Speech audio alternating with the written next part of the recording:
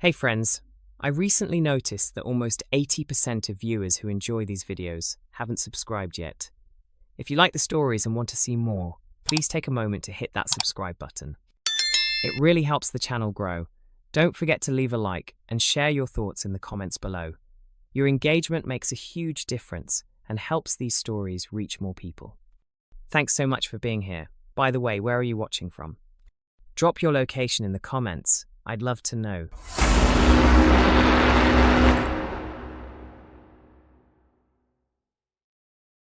I was 23 when I started working as a junior analyst at a tech consulting firm in Seattle. It wasn't anything fancy, mostly client reports, data analysis, and sitting in front of dual monitors all day. But it paid well, and it looked impressive on LinkedIn. The office was modern, all glass walls and open floor plans, the kind of place where they had a ping-pong table in the break room that nobody ever used. There were about 15 of us on my floor, and we were all crammed together in rows of low cubicle dividers that didn't quite give you privacy, just enough to make eye contact feel awkward when you accidentally locked eyes with someone across the room. Out of the 15, most were seasoned professionals who kept to themselves, headphones permanently attached, lost in spreadsheets and PowerPoint decks. It was the kind of place where you could go entire days speaking to no one, which honestly suited me fine most of the time. But there were a few of us younger hires who'd bond during lunch breaks and coffee runs, making the corporate monotony a little more bearable. We'd complain about difficult clients, share memes in our group chat, occasionally grab drinks after work on Fridays. It was comfortable, predictable, exactly what I needed after the chaos of job hunting and graduating into a competitive market. The work itself was straightforward enough, analyzing market trends, building financial models, preparing presentation decks for senior consultants who'd take credit for them in client meetings. I didn't love it, but I didn't hate it either. It was a stepping stone, a line on my resume, a way to pay rent in one of the most expensive cities in the country. I'd settled into a routine. Arrive at 8:30, coffee by 9, lunch at my desk while scrolling through my phone, leave by 6 unless there was a deadline, rinse and repeat, 5 days a week. Then Gene Herbert showed up. He started on a Monday in early June, part of the company's summer internship program. Gene was young, maybe 19 or 20, studying computer science at some school I'd never heard of. He had thick-framed glasses that he constantly pushed up his nose, always wore button-up shirts that were slightly too big for him, like he'd borrowed them from an older brother, and carried this vintage leather messenger bag that looked like it belonged in a 1950s college classroom. The bag was worn at the edges, the leather cracked and faded, and he clutched it to his chest whenever he walked through the office, like it contained state secrets. When Gene first arrived, he seemed harmless enough, maybe even a little endearing in his eagerness.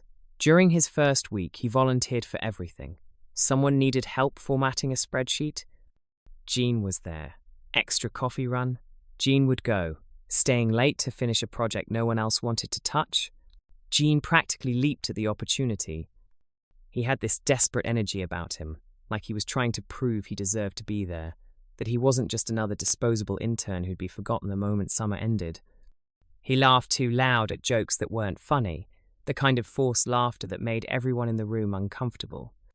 During team meetings, he'd nod vigorously at everything the senior consultants said, scribbling notes in a small black notebook he carried everywhere. I noticed he had neat, precise handwriting, the kind you'd expect from someone who still wrote in cursive, each letter carefully formed. At the time, I thought it was just another quirk, another sign that Gene was trying too hard to fit into a world he didn't quite understand yet. Most of the other analysts ignored him. Interns came and went every few months, and no one wanted to invest energy into building relationships that would evaporate by September. I tried to be polite when he asked me questions about the work, offering brief explanations without encouraging longer conversations. I wasn't trying to be mean, I just had my own deadlines, my own stress to manage. Gene was someone else's responsibility, assigned to a senior consultant who'd barely acknowledged his existence since orientation. But around week 3, something shifted. I started noticing Gene positioning himself near my desk during lunch breaks. Not directly at my cubicle, but close enough that I could see him from my peripheral vision, hovering at the edge of my awareness. He'd stand at the empty desk 2 rows over, pretending to read through printed reports or check his phone, but I'd catch him staring at my screen. His eyes would follow my cursor movements, watching what I typed, observing which files I opened. When I'd look up, he'd quickly turn away, fumbling with his papers, or suddenly becoming very interested in something on his phone. At first, I figured he was just curious about the work I was doing, maybe trying to learn from someone who'd been there longer than 3 weeks. Some interns are like that, absorbing everything, shadowing people to pick up skills faster. I didn't want to make him feel unwelcome or paranoid about normal workplace learning, so I brushed it off. But then it got weirder. Gene started timing his movements to coincide with mine. If I went to the break room for coffee, he'd appear 30 seconds later, standing just a bit too close in line. If I walked to the printer, he'd suddenly need to print something too. During conference calls, I'd notice him watching me from across the glass-walled meeting room, his expression blank, but his attention laser-focused. He'd ask questions that felt invasive disguised as friendly curiosity. What neighborhood do you live in? Do you drive or take the bus? What do you usually do after work? Each question innocent enough on its own, but together they felt like he was building a profile, collecting data points about my life outside the office. What made it truly unsettling was that he didn't do this with anyone else. I watched him interact with other analysts, and he was polite but distant, professional in that awkward intern way. With me, there was this intensity, this focus that made my skin crawl. It was like I'd become his personal project, his obsession, and I had no idea why. I hadn't been particularly nice to him. I wasn't mean either, just neutral, the way you are with interns who come and go every few months. Then one morning, about a month into his internship, everything changed. I arrived at my desk around 8:45, still half asleep, carrying my usual oversized coffee from the shop downstairs.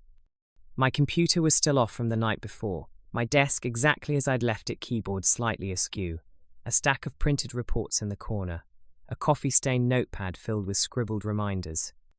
Except for one thing. Sitting on my keyboard, impossible to miss, was a USB drive. A small black one, nothing fancy, the kind you could buy at any electronics store for $5. But what made my stomach drop was the label. My name, written in neat, precise handwriting, the same careful cursive I'd seen Gene use in meetings. My hand trembled slightly as I picked it up, turning it over in my fingers. There was no note, no explanation, just the drive with my name staring up at me like an accusation. For a few seconds, I just sat there, staring at it, trying to rationalize what it might be. Maybe it was work files someone needed to share. Maybe Gene had been asked to deliver something to me and forgot to mention it. But deep down, I already knew better. I plugged the drive into my computer, and my screen filled with a single folder labeled with my name. Inside were subfolders, organized with disturbing precision. Social media, LinkedIn, college writing, photos, friends and family. I clicked on the first one. Screenshots, hundreds of them. My Facebook profile going back years, posts I'd forgotten I'd made, photos from college parties, check-ins at restaurants and bars. My Instagram feed, every photo I'd ever posted, including ones I'd deleted months ago. My LinkedIn profile, complete with my entire work history, education, even connections I'd made. And the college blog God, I'd completely forgotten about that blog I'd kept during sophomore year, rambling posts about books I was reading and places I wanted to travel. Everything was there, my entire digital life compiled into one folder, organized like a research project. No message, no explanation. Just my life, catalogued and filed away by someone who had no right to any of it. I sat frozen at my desk, the USB drive still plugged in, my coffee growing cold beside me. Around me, the office came to life, people arriving, computers booting up, the mundane sounds of another corporate Monday beginning. But all I could think about was Gene Herbert's neat handwriting on that label, and the question that was already forming in my mind: how long had he been watching me? For the rest of that morning, I sat at my desk staring at my screen, unable to focus on anything except that USB drive. I ejected it immediately after seeing the contents, as if removing it from my computer could somehow undo what I'd discovered. Now it sat in my drawer, hidden under a stack of old reports, but I could still feel its presence like a weight pressing against my chest. Should I confront Gene directly? Part of me wanted to march over to wherever he was sitting and demand an explanation. But another part, the part that had seen how he watched me, how he positioned himself, how he'd quietly compiled months of my digital history, that part was afraid. What if confronting him made things worse? What if I was overreacting, and this was some misguided attempt at friendship or networking that I was blowing out of proportion? But I knew I wasn't overreacting. Normal people don't do this. Normal interns don't catalogue someone's entire online presence and leave it on their desk like a gift. Around 2 p.m., I finally made my decision. I found Gene in the break room, standing alone by the coffee maker, methodically stirring cream into his cup. He didn't notice me at first, too focused on his precise circular motions, counting each rotation like it mattered.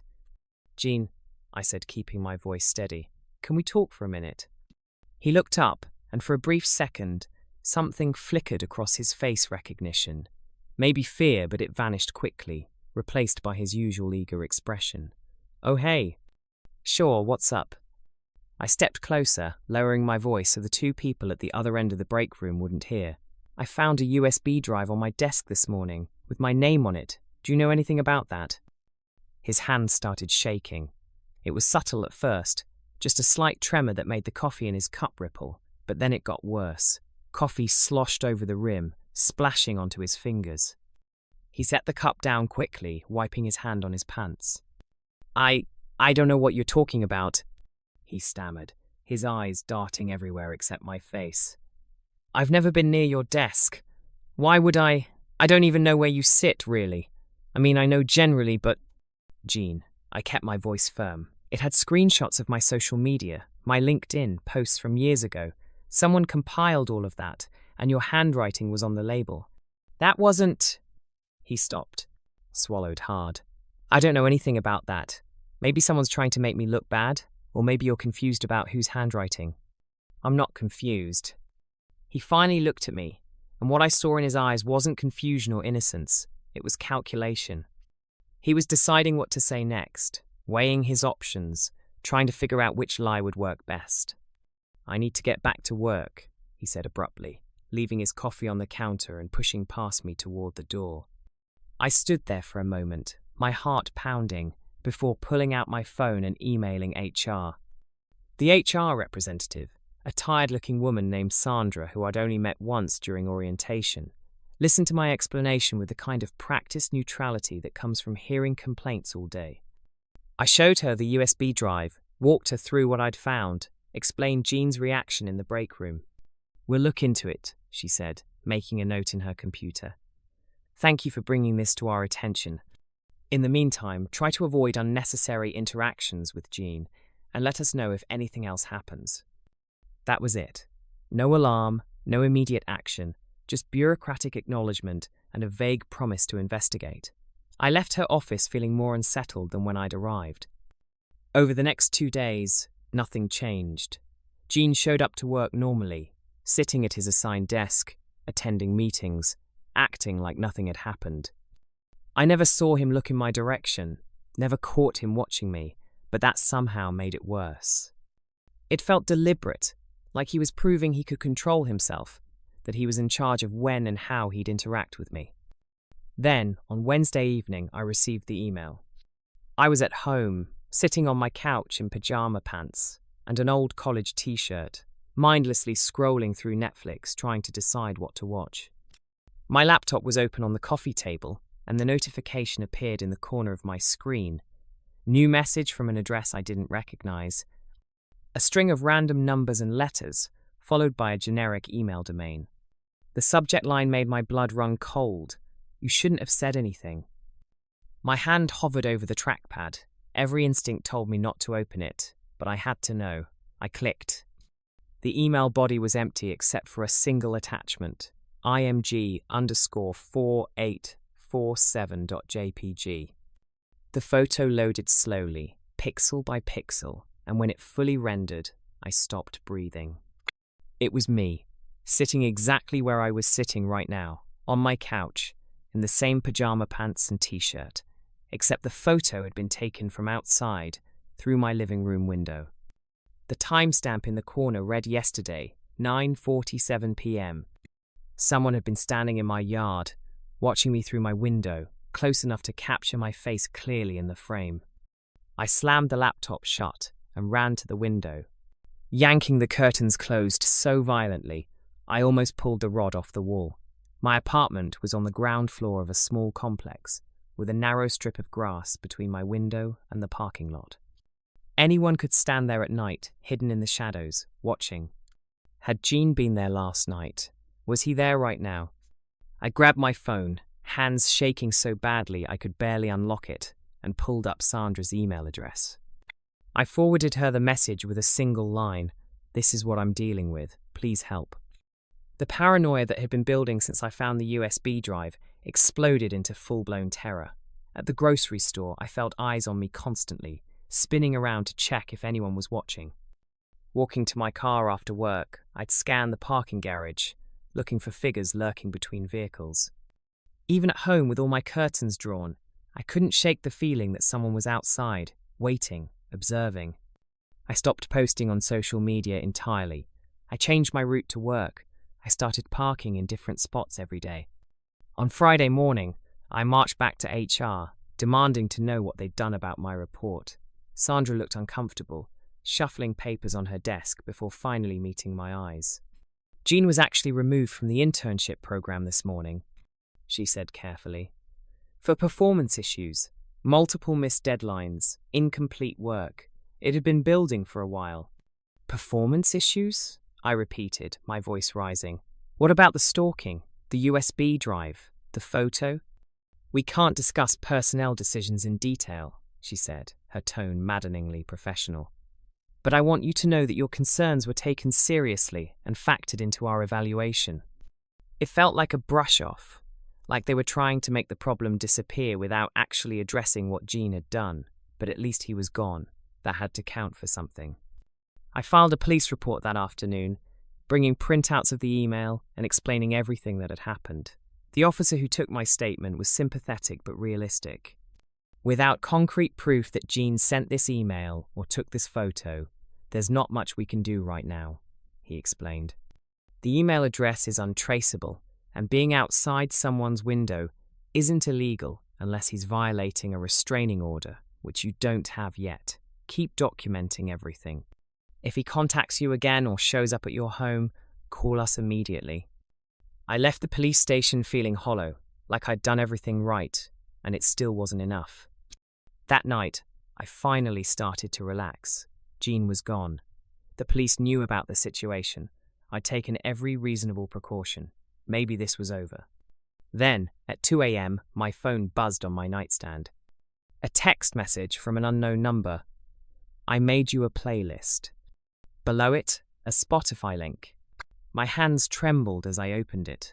The playlist was titled with my name and contained exactly 13 songs. At first, I didn't understand why he'd sent it. Then I started reading the song titles in order. "I Know" by Fiona Apple, "Where" by The Greats. "You" by The Decemberists Live, by Halloween. "I Know You're" by Idlewild Routine, by Stephen Wilson. "You Can't" by Radiohead. "Hide" by Suzanne Vega. "From" by Wyoke. "Someone" by The Pretty Reckless. "Who" by The Who Understands, by This Mortal Coil. "You" by Tenacious D. Read together. "I know where you live. I know your routine. You can't hide from someone who understands you." I didn't sleep at all that night. I spent that night sitting upright in bed, back against the headboard, every light in my apartment blazing. My phone was clutched in my hand, 911 pre-dialed, finger hovering over the call button. Every sound made me flinch: the hum of the refrigerator, branches scraping against the window, footsteps from the apartment above. My eyes burned from exhaustion, but every time I tried to close them, I'd see that playlist, those song titles arranged into a threat, and my heart would start racing again. Gene knew where I lived. He knew my routine. He'd been watching me long enough to document it all, to understand the patterns of my life better than I understood them myself. When dawn finally broke, painting my living room in weak grey light, I hadn't slept at all. I forced myself to shower, to get dressed, to go through the motions of a normal morning. Work felt safer than staying home alone. At least at the office, there were witnesses, security cameras, other people around. I grabbed my keys and headed down to the parking garage, my footsteps echoing in the concrete space.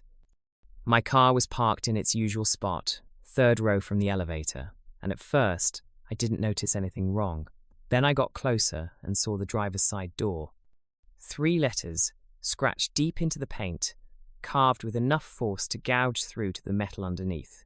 GKH. Gene K. Herbert. My legs went weak. I had to grab the door handle to keep from collapsing. He'd been here. In my building's parking garage, close enough to touch my car, sometime between when I'd parked last night and this moment. While I'd been lying awake upstairs, terrified and paranoid, he'd been down here, methodically keying his initials into my door like he was signing his work. I called the police immediately, and this time they sent someone right away. The security footage from the parking garage showed a hooded figure approaching my car at 4:17 a.m. The person was tall, thin, wearing a dark sweatshirt with the hood pulled up and their face angled down away from the cameras. They moved with purpose, no hesitation, like they knew exactly where the blind spots were. The footage showed them crouch by my driver's side door for approximately 90 seconds before walking away toward the back exit. "We can't see the face," the detective said, "but the build matches Gene Herbert's description, and combined with the initials, we have probable cause." They tracked Gene to his parents' house 3 states away. He'd driven there immediately after being removed from the internship, but he'd come back, just for me. In the interrogation room, Gene confessed to everything. The detective who interviewed him later told me the whole conversation had this unsettling calmness to it, like Gene was describing a school project instead of months of stalking. "I became fascinated by you," Gene had said, his voice steady and matter-of-fact. "You were different from everyone else at the office. The way you worked, the way you carried yourself, it was like you didn't even notice how interesting you were. I felt like we had this connection that you were ignoring, and I needed to understand why. So I started documenting everything, building a comprehensive profile. I thought if I could understand you completely, I could figure out how to make you see what I saw." The police found 3 external hard drives in Gene's car, parked 2 blocks from my apartment. Thousands of photos, me walking to work, at coffee shops, grocery shopping, sitting in my living room. Detailed notes about my habits, what time I left for work, which routes I took, what I ordered at restaurants. Audio recordings from the office, conversations I'd had with coworkers that he'd captured with some kind of hidden recording device. A comprehensive profile, he'd called it, like I was a research subject, like I was something to be studied and catalogued and possessed. Gene was charged with stalking, harassment, criminal mischief and trespassing. His lawyer negotiated a plea deal, 3 years probation, mandatory psychiatric evaluation, and a permanent restraining order requiring him to stay at least 500 feet away from me at all times. He was also banned from entering the state of Washington without prior approval from his parole officer. It felt like nothing. 3 years for months of terror, for violating every aspect of my privacy, for making me afraid in my own home. But the prosecutor explained that without evidence of a direct threat or physical harm, this was the best outcome we could hope for. The company settled with me quietly, a sum large enough to relocate and start over, attached to an NDA I signed without reading carefully. I transferred to their New York office within a month, putting 3,000 miles between myself and Seattle. Even now, years later, the fear hasn't fully gone away. I still check my car every morning before getting in, walking around it slowly, looking for scratches or signs that someone's been near it. I still scan crowds for Gene's face, even though logically I know he's on the other side of the country, still on probation, still being monitored. I still keep my curtains drawn at night, still feel a spike of anxiety when I receive emails from unknown senders. The detective called me one last time, about a week after Gene's sentencing. There was something he thought I should know, something they'd found during the forensic analysis of Gene's laptop. 2 days after I'd reported him to HR, while he was still technically employed, still showing up to work like nothing was wrong, Gene had been researching how to bypass apartment security systems. Specifically, ground floor apartments with sliding glass doors. He'd bookmarked articles about lockpicking, watched YouTube tutorials on disabling window sensors, researched how long it would take for police to respond to a silent alarm in my neighborhood. "We don't know what he was planning," the detective said carefully, "but I thought you should know how close you came." I thanked him and hung up, then sat in my new apartment in my new city, hands shaking, thinking about all the nights I'd fallen asleep on that couch, the sliding door just 15 feet away. A simple lock, the only thing between me and whatever Gene had been planning. I'll never know how far he would have gone, whether he was just gathering information or building towards something worse. Whether that playlist was a threat or a promise or just his twisted way of showing me he understood me better than I understood myself. That uncertainty is its own kind of horror, the not knowing, the living with the knowledge that someone studied you that intently, learned you that completely, and you had no idea until it was almost too late. Sometimes I still wonder if Gene thinks about me, if he still has copies of those files hidden somewhere. If he's documenting someone else now, building another comprehensive profile, finding a new person to fascinate him. And sometimes, late at night, I wonder if I'll ever really feel safe again.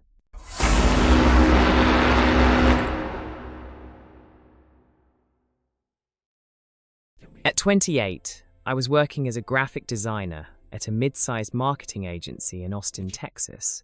It was one of those trendy offices with exposed brick, standing desks, and a cold brew tap in the break room that someone had insisted was essential for the creative process.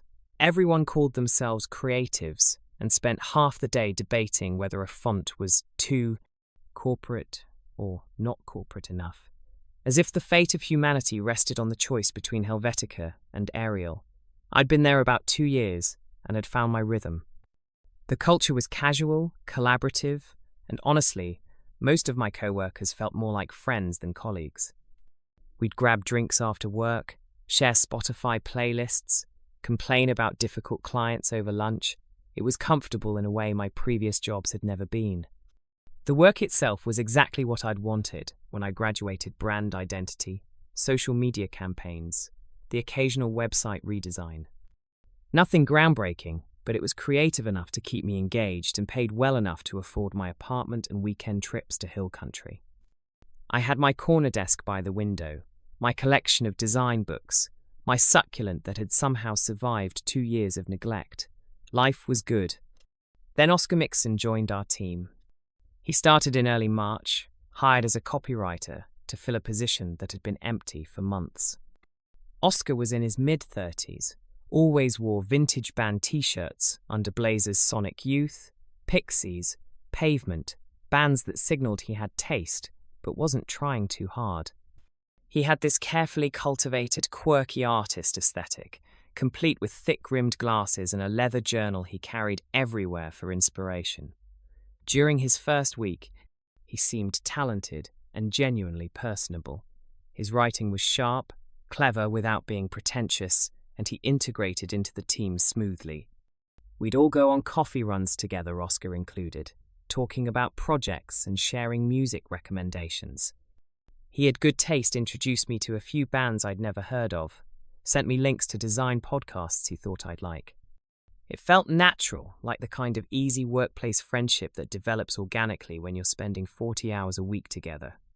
The shift happened after we worked late together on a campaign pitch for a tech startup client. It was just the two of us in the office around 9 p.m, finalizing designs and copy, trying to meet a deadline that had been moved up at the last minute.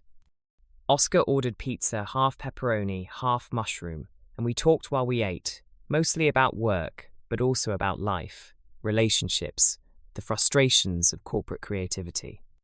He told me about his previous job at an agency in Portland, why he'd moved to Austin, his dream of eventually going freelance. It felt like normal coworker bonding, the kind of conversation that happens when you're tired and hungry and united against an unreasonable deadline. We finished around 11, submitted the pitch, and I drove home feeling good about the work and the connection we'd built. The next morning, Oscar showed up at my desk with coffee. Oat milk latte, 1 pump vanilla, extra shot, he said, setting it down next to my keyboard with a smile.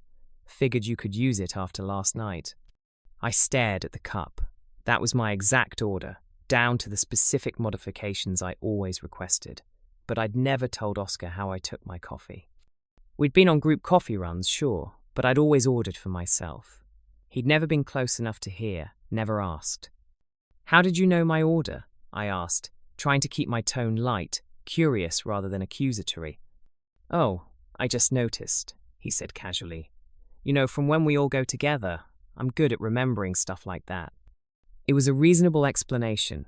Maybe he had been paying attention, picking up details I hadn't realized were observable. I thanked him and took a sip. It was perfect, exactly how I liked it. But something about it felt off. Then, 3 days later, Oscar stopped by my desk again during lunch. Hey, I heard you went to Juniper last weekend, he said, leaning against my cubicle wall. I've been meaning to check that place out. We should go together sometime, get their tasting menu. I froze, fork halfway to my mouth.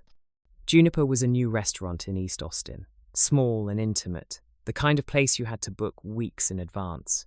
I'd gone on Saturday night with a friend visiting from out of town. I hadn't mentioned it at work. I hadn't posted about it on Instagram or Facebook. I'd been trying to be more present, to stop documenting every meal for social media. I definitely hadn't told Oscar. How did you know I went there? I asked slowly. Oscar's smile faltered for just a second. The pause was too long, his expression cycling through surprise, calculation, then settling on casual confusion. Oh, I thought you mentioned it, he said. Didn't you? Maybe it was someone else talking about it in the break room and I got confused. I didn't mention it, I said firmly. I'm sure. Huh. He shrugged, but his eyes wouldn't quite meet mine. Must have been someone else then. Or maybe I saw it on Instagram? I don't know. I could have sworn anyway. It's supposed to be amazing. Let me know if you want to go back. He walked away before I could respond, leaving me sitting at my desk with a half-eaten salad and a growing sense of unease. That night, I lay in bed scrolling through my social media, double-checking that I hadn't posted about Juniper. I hadn't. I checked my Instagram stories, my Facebook feed, even my Twitter. Nothing. I'd taken one photo of the food and sent it directly to 2 friends in a group chat. That was it. So how did Oscar know? I started mentally cataloguing other things he'd mentioned, small details about my life that I couldn't remember sharing. The coffee order. The restaurant. Last week, he'd asked how my sister's baby was doing, but I'd never mentioned I had a sister, let alone that she'd just had a baby. He'd commented on a book I was reading, a thriller I'd bought on impulse at Book People and hadn't told anyone about yet. Each detail was small enough to dismiss on its own, but together they formed a pattern that made my skin crawl. Oscar wasn't just a friendly coworker making conversation. He was paying attention to me in ways I hadn't consented to, gathering information from sources I couldn't identify. And I was just beginning to realize how much he already knew. Over the next 2 weeks, Oscar's comments became increasingly specific, increasingly impossible to explain away. You wore that blue dress last month too, he said one morning as I walked past his desk. It's my favorite on you. The color really brings out your eyes. I stopped mid-step. The blue dress.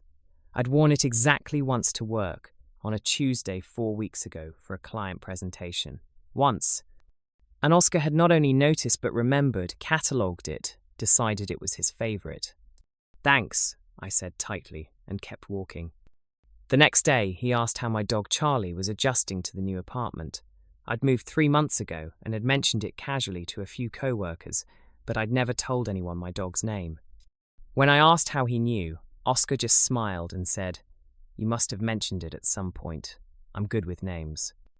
Then he asked if I'd gone back to visit Boulder recently, said he'd always wanted to visit Colorado. I grew up in Boulder. I'd never told Oscar that. I'd never told most people at work that. How do you know where I grew up? I demanded, my voice sharper than I intended. Oh, didn't you? He paused.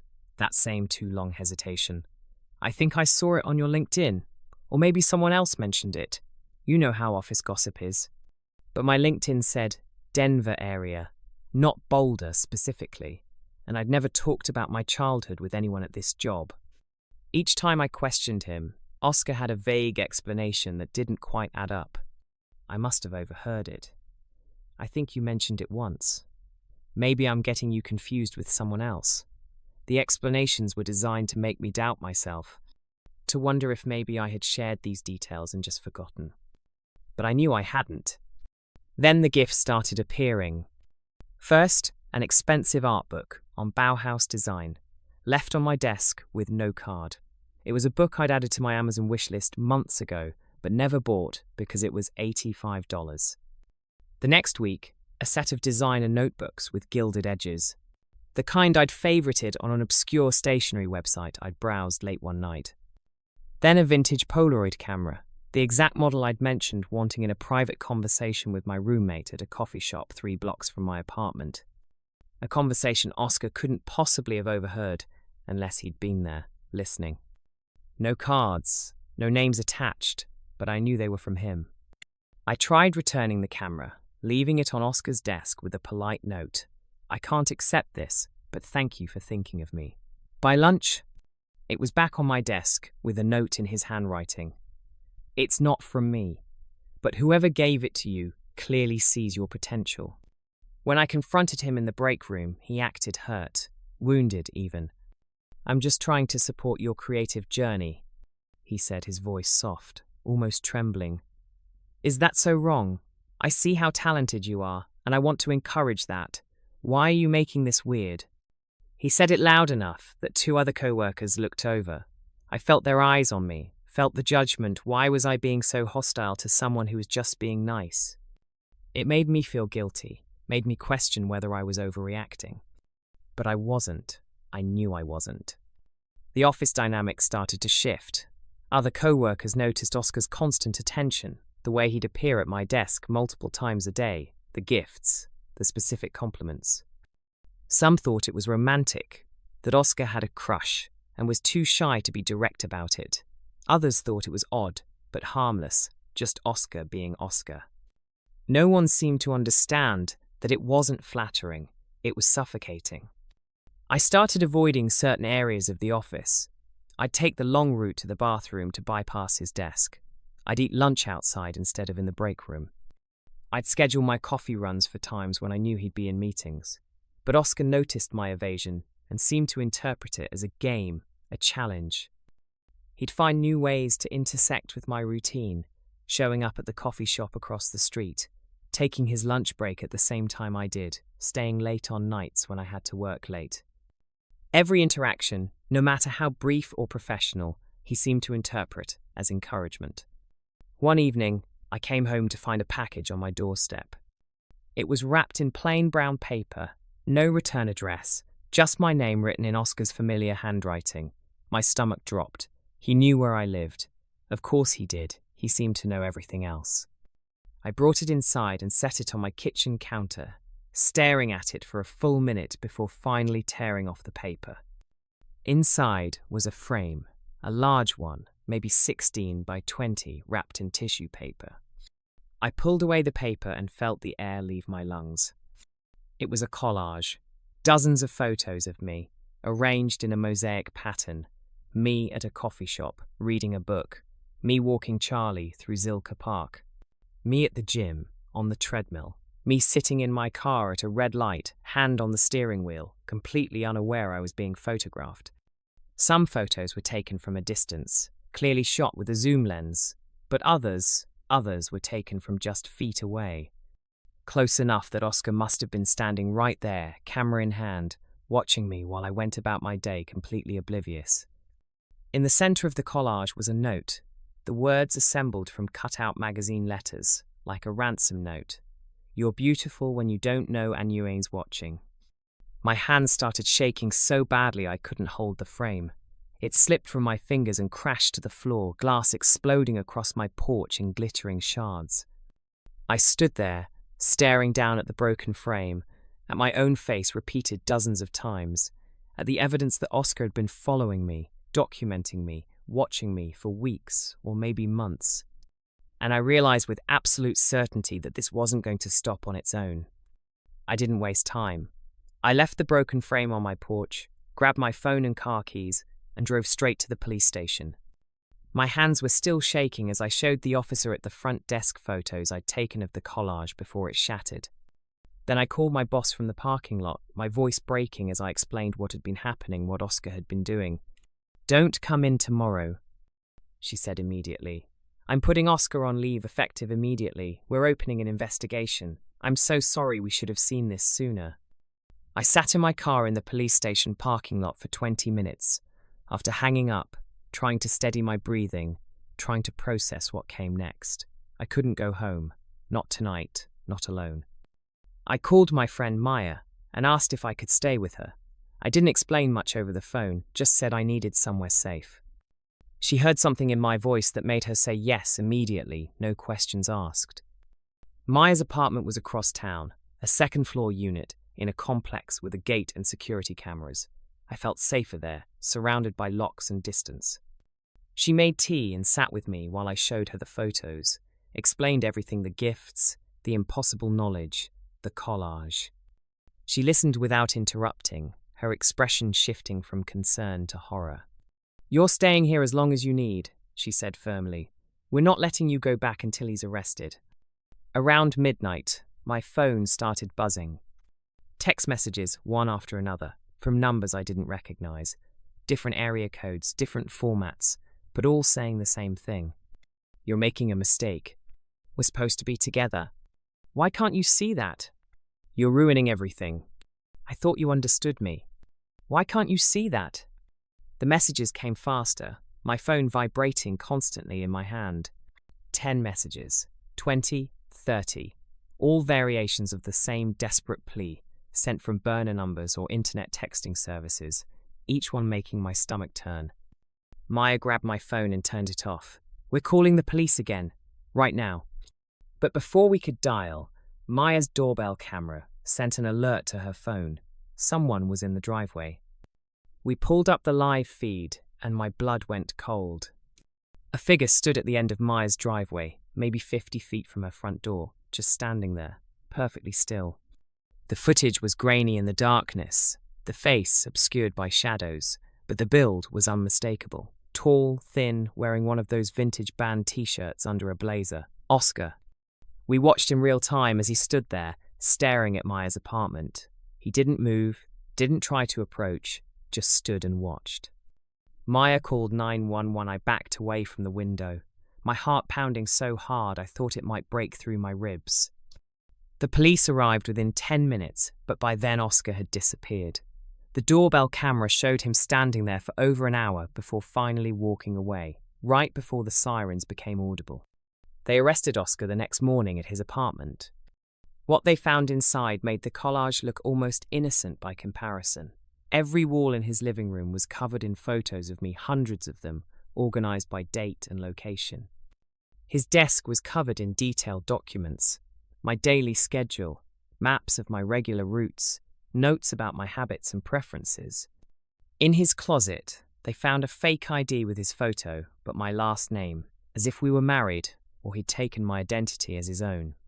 He'd been planning this for months, the detective told me later. Building towards something. We don't know what exactly, but the documentation suggests he believed you were going to end up together, that it was inevitable. Oscar was charged with stalking, harassment, and trespassing. His lawyer tried to argue that it was an obsession, not a crime, that he'd never intended to harm me, but the evidence was overwhelming. The photos, the messages, the fake ID, the fact that he'd tracked me to Maya's apartment within hours of me reporting him. He was convicted and sentenced to 3 years, with a permanent restraining order, requiring him to stay at least 1,000 feet away from me at all times. 3 years for stealing months of my life, for making me afraid to exist in public spaces, for violating every boundary I'd tried to establish. It didn't feel like enough. It would never feel like enough. I left Austin 2 weeks after the trial ended, quit my job, broke my lease, packed everything I owned into a U-Haul, and drove to Chicago. New city, new job, new phone number. I locked down every social media account, made everything private, scrubbed my online presence as much as possible. But the fear followed me. 5 years later, I still have nightmares about that collage. About all those moments Oscar was there, standing just feet away with a camera, and I had no idea. I dream about the photos I didn't see, the ones he might have kept for himself, the documentation of my life that I'll never be able to recover or destroy. The fear that someone can study you that closely, learn you like a subject, without you ever knowing they're there, that fear doesn't go away. It becomes part of you, changes how you move through the world. I still check over my shoulder when I'm walking alone. I still scan coffee shops for familiar faces before I sit down. I still feel a spike of anxiety when someone knows something about me I don't remember sharing. The violation isn't just about what Oscar did. It's about what he took from me, my sense of safety, my ability to trust my own perception of reality, my belief that I have any control over who gets to observe my life. That's what stalking really is. It's not just about being followed. It's about being studied, documented, reduced to data points in someone else's obsession. It's about losing ownership of your own existence. And even now, even after 5 years and 1,000 miles of distance, I'm not sure I'll ever fully get that back.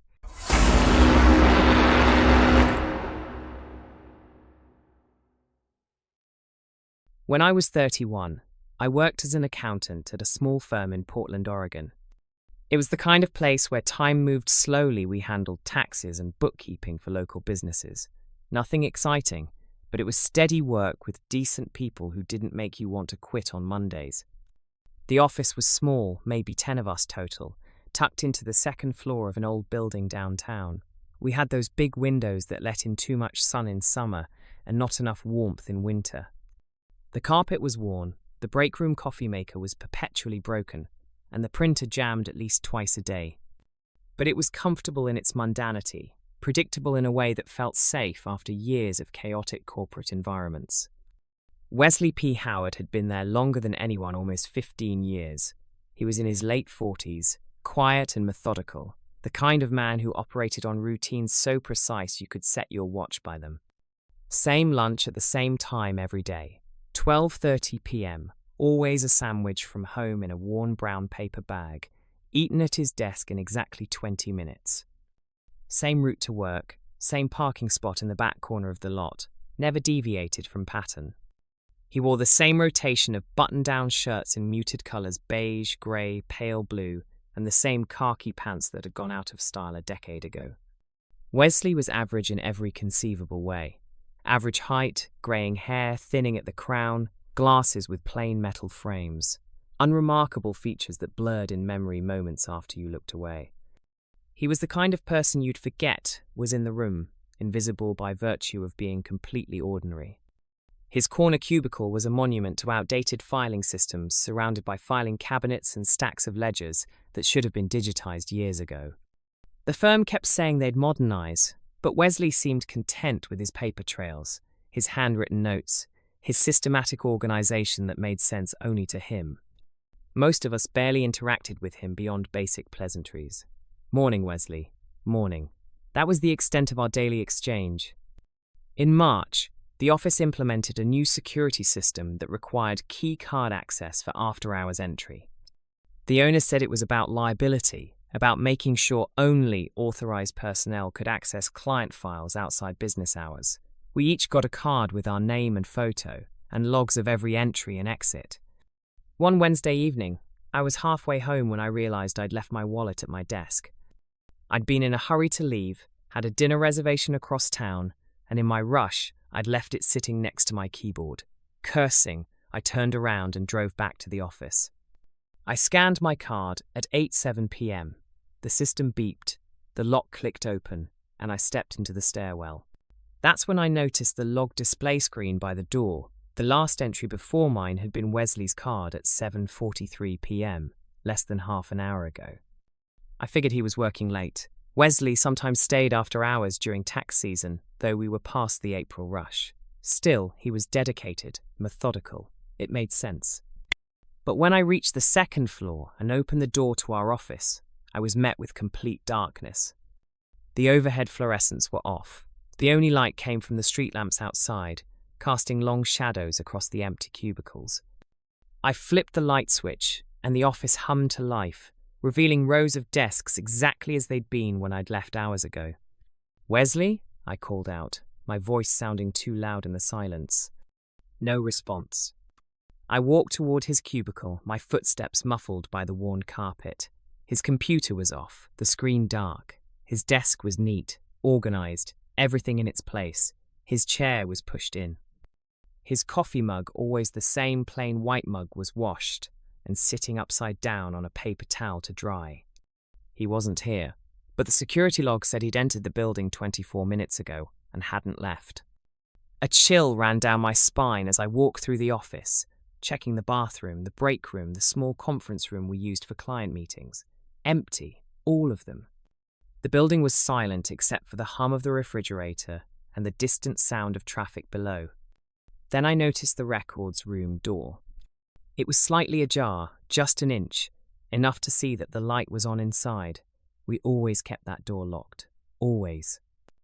It contained all our physical personnel files, confidential client documents, financial records going back decades. Only the partners had keys, and they were obsessive about keeping it secured. My hand trembled as I pushed the door open.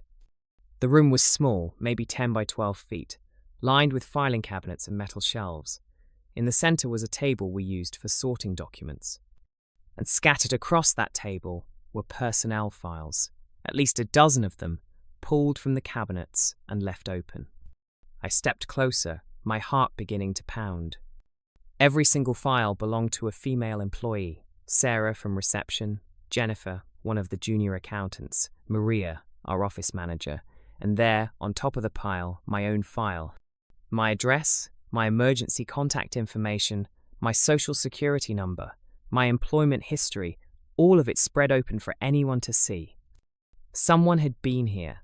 Someone had gone through these files, pulled specifically the files of every woman in the office, and laid them out like they were conducting research. And that someone had entered with Wesley's keycard and then vanished without a trace. I called the managing partner at 8:30 that night, my voice shaking as I explained what I'd found. He arrived within 20 minutes, along with the other partner and our office manager. They checked the security logs immediately, and that's when we confirmed what I already suspected.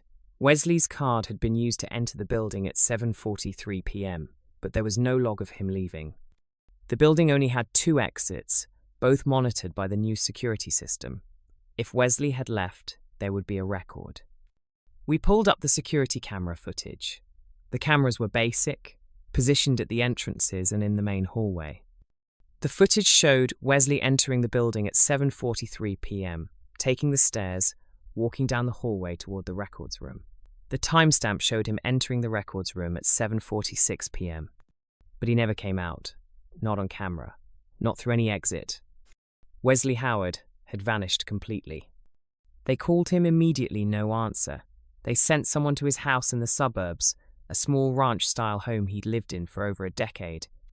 His wife answered the door, confused and increasingly alarmed. "Wesley left for work this morning like he always does," she told them. "Around 7:30. He never came home. His car was found in the office parking lot, right where he always parked it.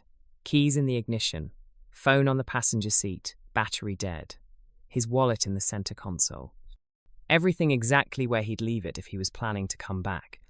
Inside his cubicle, the police found something that made my blood run cold. Notebooks. At least a dozen of them, filled with detailed observations about every woman in the office. Our habits, our schedules, what time we arrived and left, what we wore, who we talked to. Years of documentation, written in Wesley's neat, methodical handwriting. He'd been watching us, all of us, for years. The police interviewed every female employee. A pattern emerged: small, uncomfortable moments we'd all dismissed. The way Wesley would appear in the parking lot at the same time as us. How he'd be in the break room whenever we took our lunch breaks. Times we'd felt watched but couldn't identify who was watching. The investigation revealed that Wesley had been accessing personnel files for months, using his seniority and trusted status to bypass normal protocols. He'd been making copies, taking them home, building profiles on each of us. His wife was interviewed again. She admitted she'd noticed changes in his behavior over the past year. Wesley had become obsessed with work, she said. He'd disappear for hours at night, claiming he was going for drives to clear his head. He'd become secretive, defensive when she asked questions. Then the police searched their basement. What they found was a shrine. Photos of female coworkers, including me, pinned to every wall. Detailed timelines charting our movements. Maps with our home addresses marked, our regular routes highlighted in different colors. It looked like something from a crime documentary, the obsessive workspace of someone planning something terrible. But Wesley himself was nowhere to be found. Despite an extensive search, police bulletins, media coverage, financial tracking, Wesley P. Howard never surfaced. No ATM withdrawals, no credit card usage, no phone activity, no sightings. He'd entered that office building and disappeared as if he'd never existed at all. 3 years have passed since that night, and the case has gone cold. The police still have it open, technically, but without leads or evidence of foul play, there's nothing to investigate. I quit 2 weeks after Wesley disappeared. I couldn't work in that office anymore. Couldn't walk past his empty cubicle without imagining him still there, still watching, still documenting everything. Even now, I feel him out there somewhere, watching from the shadows, building new files on new targets, waiting for the right moment to surface again. The worst part isn't what Wesley did. It's that I'll never know if he's really gone or just invisible again, blending into the background like he always did, planning his next move while everyone around him remains completely unaware. 6 months after Wesley disappeared, I made a mistake. I stayed late at work. I'd been avoiding it religiously since that night, always leaving by 5:30, never being the last person in the office. But I had a deadline, a tax return that needed to be filed by midnight, and I'd fallen behind. By the time I looked up from my computer, it was 8:45 p.m. and the office was empty. The silence felt different than it used to, heavier, like the building itself was holding its breath. Around 9 p.m., I heard it. A soft shuffling sound, papers moving, coming from the records room. My entire body went cold. It was the same sound I'd heard that night 6 months ago, the same subtle rustling that had led me to discover those scattered personnel files. I grabbed my phone, finger hovering over 911, and stood frozen at my desk. Maybe it was the cleaning crew, I told myself. Maybe someone else had come back for something. Maybe I was imagining it. But I knew I wasn't. Slowly, quietly, I moved toward the records room. The door was open, just like before, just an inch. Light spilling out into the darkened hallway. I pushed it open. Files were scattered across the table. The same files as before, personnel records for every female employee, pulled from the cabinets, laid out in the same deliberate pattern. But there was something new. A note, handwritten in neat, precise cursive, placed on top of the pile, Wesley's handwriting. I'd recognize it anywhere. I've been watching you learn to be careful, but you'll slip eventually. They always do. The date at the bottom, today. My hands shook so violently I nearly dropped my phone. I backed out of the room and called 911, my voice barely coherent as I tried to explain what I'd found. The police arrived within minutes. They searched the building, checked every room, every closet, every possible hiding place. Nothing. They pulled the security footage. It showed me entering the building at 5 p.m., working at my desk, walking to the records room at 9:03 p.m., leaving at 9:17 p.m. when the police arrived. No one else, no forced entry, no security breaches, just me. Sometimes trauma can create false memories, the detective said gently, carefully. Especially when you're alone in a space where something frightening happened. Your mind might be trying to process what you experienced by... I know what I saw, I interrupted. I know what I read. But they didn't believe me. How could they? The evidence said I was alone. The evidence said Wesley was gone, had been gone for 6 months, that I'd imagined the whole thing. I quit the next day, packed my apartment that week, moved across the country without a forwarding address. The police investigation into Wesley's disappearance remains technically open, but it's cold. No leads, no sightings, no evidence of where he went or what happened to him. For all official purposes, Wesley P. Howard vanished into thin air 3.5 years ago. But I know better. What terrifies me most isn't that Wesley might still be out there. It's the possibility that he's done this before, that our office wasn't his first target, that the 15 years he worked there were just one chapter in a longer pattern of obsession and surveillance. And that wherever he is now, whether he's truly gone or just invisible again, blending into another office in another city, he's found new people to watch, new women to document, new victims who have no idea they're being studied until it's far too late. I think about that sometimes, late at night when I can't sleep. I wonder if somewhere right now there's a woman working late at her office, thinking she's alone. I wonder if she's starting to notice small things, files out of place, a feeling of being watched, a coworker who seems too quiet, too methodical, too invisible. I wonder if she's already in someone's notebook, her routines catalogued, her life reduced to data points in a basement shrine. The unresolved nature of this horror is what haunts me most, not knowing if Wesley is dead or alive, if he'll ever resurface, if that note was real or a trauma-induced hallucination. Living with questions that can never be answered, with a threat that never materializes but never fully disappears either. Sometimes the scariest thing isn't the monster you can see. It's the one you can't, the one that might be standing right behind you, watching, waiting, documenting every move you make. The one that vanished but never really left.